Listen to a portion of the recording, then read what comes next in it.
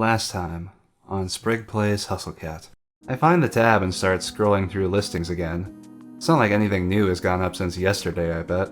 Sidewalk cleaner intern. College credit only. Lame. Internet comment section proofreader. Fundraiser street team intern. Unpaid. Yeah, it's been like this all month. Can you really blame me for giving up and just watching cat videos? The apartment is on a side street far from the main street bustle. From here, the noises of the city are just a distant hum. It's comforting, like the buzz of an old tube TV. I turn a corner at the end of the block and head up a tiny street I haven't tried yet. I decide to follow the sharp bend in the road. After I pass a tall partition, I'm surprised by what I see. A cat's paw. Just as I'm about to turn and continue walking, I notice a sign in the window that declares, "Now hiring. Inquire within." I'm hardly dressed for a job inquiry, but I might as well give it a shot, right? Come on, sit down. Let's talk. You don't have to be so stiff. Interviews are boring. Make it interesting for both of us, please. No pressure, huh? Interesting. Good. I like interesting people. You start tomorrow.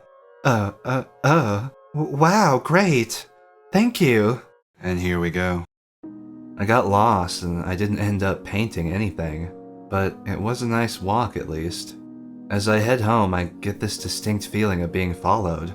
I didn't really know that was a thing that actually happens, but it's hard not to notice when you see some movement out of the corner of your eye. I turn around. A sleek black cat stands in the middle of the road. It sits down when we make eye contact and thumps its tail testily against the pavement. And just by chance you have the same eyes that Graves has, little kitty cat. What a coincidence.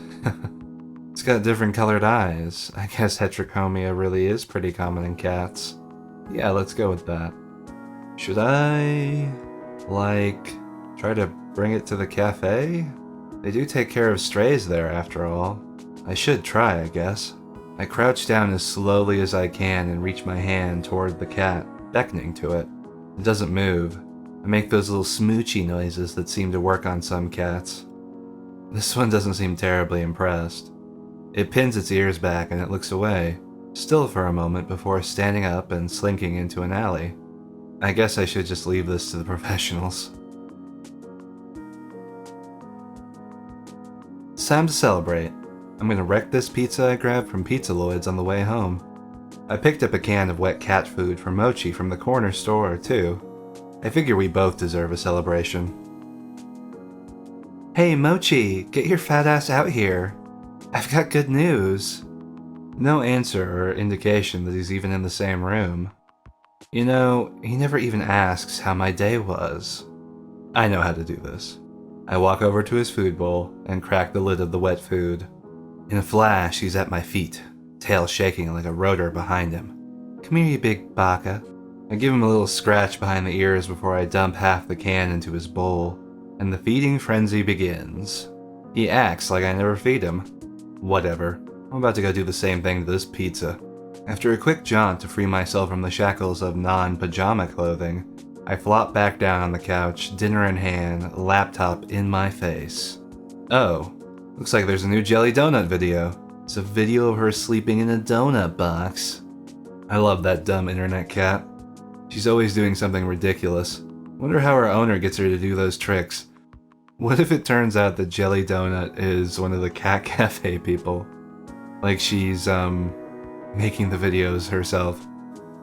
That flooring seems familiar. I wonder why. Where are these filmed? I spend the rest of the evening picking through the video archives. I can feel myself sinking into the bread dough couch cushions.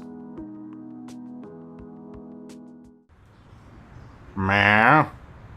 It's so early. What's his problem? Meow.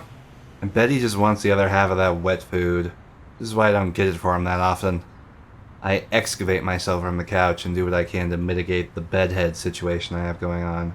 What time is it anyway? I grab my phone to check. 7:40. Ah, hell. I'm gonna be late for my first day of work. I take the world's fastest shower, but there's no time to dry my hair. I'll have to hope I run fast enough that the wind resistance will do the job for me. No time to sort through my duffel. I'm just gonna have to go throw on whatever looks cleanest. It's not like Graves said anything about a dress code, so whatever.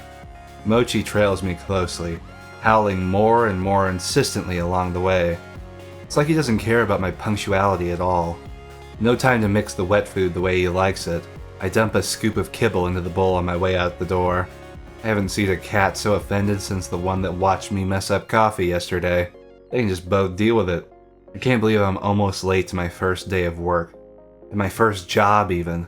What a great first impression to leave. Thanks for hiring me, Avery the Flake. I start out in full sprint to the cafe, but it's only about a 10-minute walk, so it looks like it might not be as bad as I thought. If I run, I can make it in less time.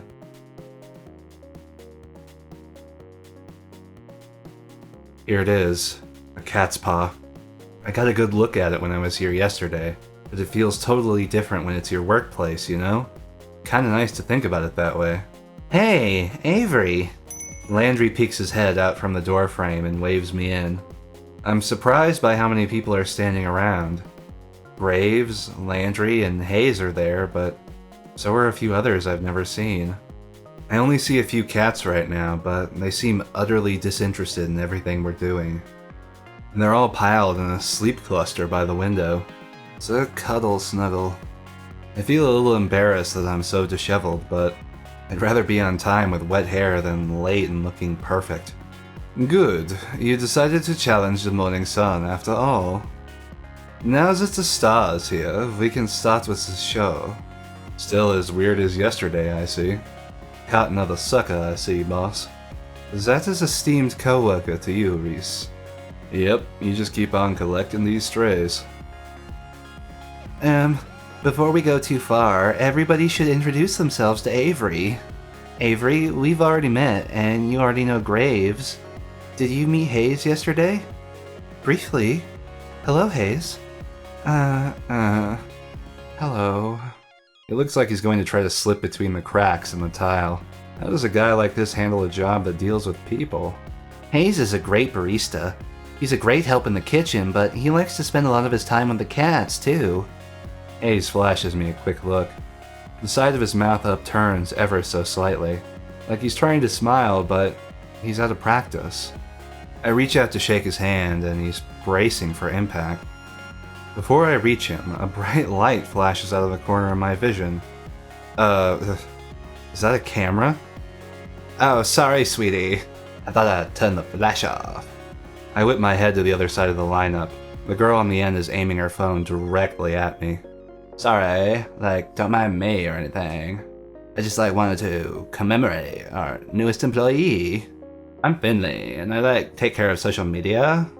I like Candid, so I'll try again later when you've forgotten about it. Finley is also...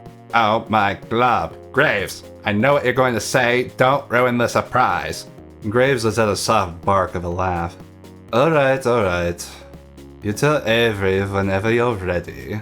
Thank you. Ugh. The two in the middle of the lineup look beyond unimpressed. One is the smartass guy, Reese, and the other looks like someone I wouldn't want to mess with. Finley puts her hand on the shoulder of the tough-looking woman standing next to her. Since she's not, going to introduce herself, this is Mason. She's our head chef. Our only chef, I guess. Well, nice to meet both of you. Yeah. Finley reaches up and places her hand against the back of Mason's head. She pushes her hand forward, forcing Mason to nod. I'm amazed Mason is putting up with this. Wow, that's the most you've spoken all day. She likes you already, Avery. Mason makes a quick little noise that could either be a laugh or a grunt. Maybe it was both. How kind of y'all to save the best for last.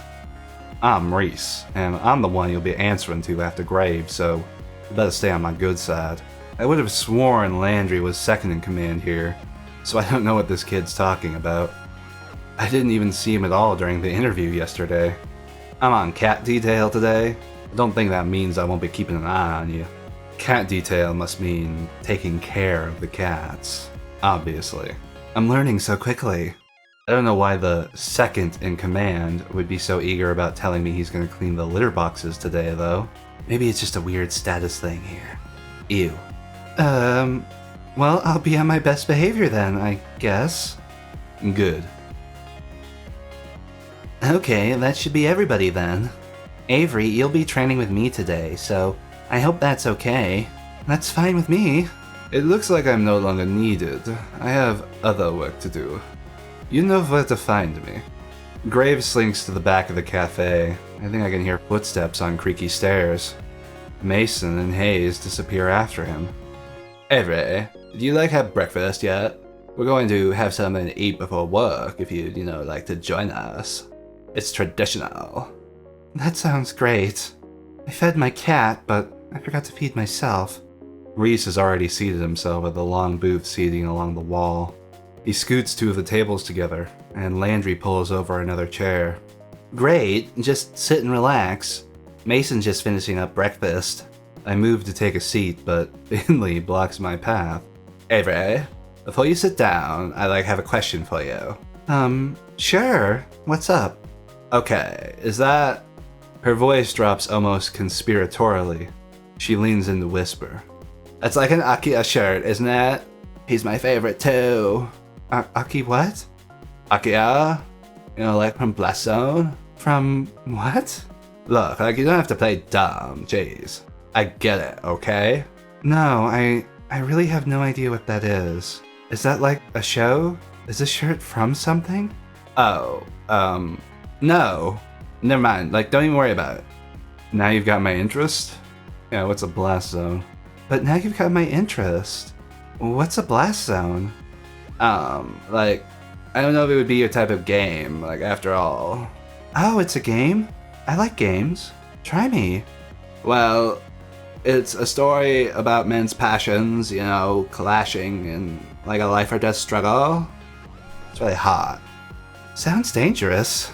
Oh, it is. But it's also so romantic. Romantic? Like love blooming on the battlefield? That type of thing? Yeah, I think you do get it. Maybe I'll lend it to you sometime. If you prove yourself worthy. I'm not really sure what that involves, but sure, I guess. Okay. She gives me a grin and a wink, and then takes a seat at the table next to Reese. I noticed that somebody set the table while I was talking to Finley. Mason and Hayes should be out in a minute, Avery. Come sit down. Sure. Where should I sit, though? What if there are some unspoken rules about this sort of thing and placing? You never know with new groups. It's true. Landry answers the conundrum for me by beckoning to the seat between him and Finley. Quietly, I take the seat. Mason emerges from the back with a large tray balanced atop each hand. One tray has a giant stack of French toast. The other is some kind of egg thing. I'm not sure, but it looks amazing. Whoa. I had no idea how hungry I was until just now. She sets the tray down in front of us and then returns to the kitchen. I hope she gets back soon because I'm about to be on that egg thing like mochi on wet food. Mason returns a few moments later, cradling 6 empty coffee cups in her arms. Hayes follows in tow, carefully balancing a carafe full of coffee. They set the cups up and carafe on the table and take their seats. Hayes' butt barely hits the chair before the others start to dig in. I'm a little afraid that I'll lose my hand in the fray if I try to jump in now, but I'm so hungry. Landry reaches out an arm from behind a fortress of French toast slices. He lightly bats at Reese's hand as it reaches for the syrup pitcher. Save some for Avery. Jesus, calm down. You're the one stealing all the food. I haven't taken any more than usual. Breakfast is important, you know? While everyone shouts and chatters across the table, I help myself to a bit of everything. I'm not used to eating a real breakfast, especially one that didn't come out of a microwave, so I'm gonna savor this. Wow, this is amazing. Mason, what's this egg thing? Mason's eyebrow shoots up. She looks at me like I grew another nose. Frittata. Is that like a souffle? It looks like it'd be really hard to make. Just eggs and vegetables in a pan. Still, I know I wouldn't be able to make anything like that. It's really nice to have a real breakfast. What do you usually eat, Avery? Mostly cold pizzas or toaster tarts, I guess. If I remember to get them. Mason glares like I just knocked her plate on the floor. She stares directly at me, through me, with a hard look in her eyes. You eat here now. Always. Can I still have pizza sometimes? Not for breakfast. Ever. I can hear Finley and Reese snickering. Okay, but other times are still okay, right? Mason rolls her eyes and goes back to her coffee. Reese stares up at me between bites of French toast. Avery, when we're done, we need to talk about dress code. Oh, Reese, don't start this again. Shush, it's an important part of a new employee orientation. Landry passes a positively pained look at Reese. He glances at me, but a poke to the ribs from Finley sends him staring back at his plate. Landry, you're such a mama bird sometimes, I swear. Lighten up. Avery, look at this place. We take our visual presentation very seriously here. Mason gives another grunt. Hayes places his empty plate and cup on Mason's plate, and takes the stack into the back with the urgency of a tactical retreat. Graves and I expect a certain level of decor with the waitstaff. Is this about my outfit? I woke up a little late, so... No, this is about uniforms. Mason pushes her chair away from the table with enough force that it wobbles briefly on two legs. She stands and takes my plate in one fell swoop. Opening soon. Time to get ready. She picks up the now empty cast iron skillet with one hand and balances a few of the other plates on top. That looks heavy, but she's holding it all like it's nothing. Come on. She stares me down and gestures to the back door with a head nod before she heads into the kitchen. Don't think you can run off so easily, Avery. You'll get written up if you don't have your uniform. Let's help Mason and Hayes in the kitchen, because, it's nice to help the people who cooked with the dishes afterwards. Not to mention, Reese is kind of, don't really want to deal with him right now. Is Mason really the only chef here? That must take a lot of work. Bet she could use some help. Mostly I'm just grateful she gave me an out. Whatever Reese is planning, it doesn't sound like anyone but Finley cares for it, so no thank you. I think Mason and Hayes wanted my help though. Fine, Mason needs the help, I guess. But you're not off the hook for this yet. Reese? Oh, come on, Landry. Don't look at me like that. Something is definitely up. Whatever it is, I'm not gonna fall for it. Well, I'll be back once Mason says I'm done, okay? I quickly retreat back to the kitchen before Reese can delay me further. Even though I work here now, I still feel like I'm trespassing on hallowed ground. I've never been in a restaurant kitchen before. Heck, I'm barely in my own kitchen. It smells amazing though, almost enough to make me hungry all over again. Hayes is at the sink, carefully scrubbing the iron skillet we used at breakfast. It looks like he's already got the dishes on lockdown, to be honest. Mason only spares me a glance. She's already back to work and it looks like there's a lot of it left to do. She dips a long spatula into a big metal bowl and heaps a glob of frosting on top of the cake. It's mesmerizing watching her move as she works to smooth the frosting. Can I help? Any experience? With what? Baking? Don't know why I asked. She doesn't bother looking up, but it feels like she doesn't have to see the cake to decorate it. I bet she could do this in her sleep. Don't touch anything. Well, you do seem really busy, are you sure?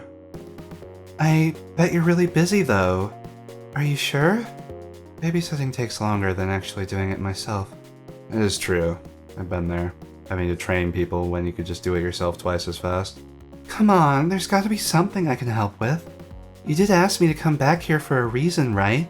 Save you from Reese. If you insist, carry those boxes out. She gestures to a pile of collapsed cardboard boxes sitting by the kitchen door. They're all much wider than my arms can go around and about half my height. What the heck were they shipping in there? Horses? Roger. Out where?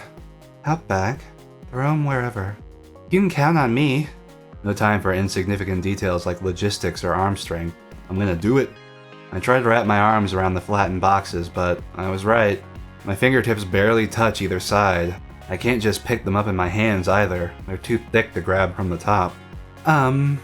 Maybe if I balance the boxes on my feet like so, and brace it with my hands like this, this is gonna be bad. There. But now how do I walk out the door like this? I guess I could just waddle. Huh. I started a rough sudden noise behind me. The cardboard slips from my hand and cascades to the floor in a floppy, boxy avalanche. The sound happens again. I turn around and though Mason is facing away from me, I can see her shoulders shaking ever so slightly. Is she... laughing? I mean, it probably does look pretty pathetic, but I don't think she would be the type to even know how to laugh. She seems like she'd get mad at me for goofing up. Use twine. Right there on the counter. Wrap 'em. Oh. Yeah, whoops. There's some twine right there. With some effort, I collect the boxes again, then loop twine around them a few times. She's totally right, now I just have to grab the string and I can drag them out. You look like you're gonna hang glide on those. Maybe if the wind kicks up, I'll give it a shot. I look over and even Hayes is laughing a little. Though, when I shoot him a quick smile, he hurries back to the sink and resumes scrubbing with fervor. These two are tough customers, but I'll bet they're not so bad once you get to know them. And I'm gonna do just that. Hopefully. Well, anything else I can lend these muscles to today? Got plenty of muscles of my own. Oh, okay. Well, let me know if you need any help.